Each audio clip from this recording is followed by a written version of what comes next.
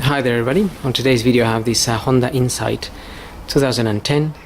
Just gonna show you how to remove and replace the air filter, and if you get the bonnet open and you have this little flap here to release the bonnet, you will find the air filter hiding under that box there. So we just need to undo 4 clips.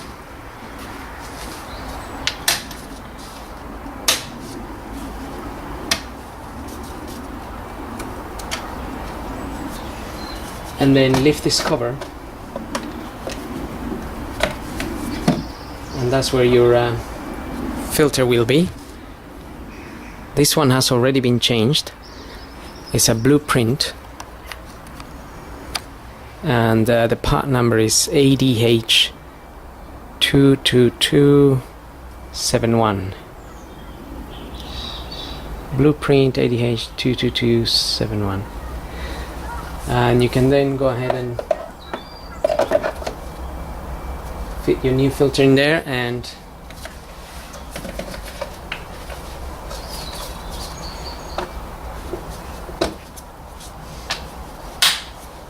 make sure it's sitting nicely in there, and pull your clips up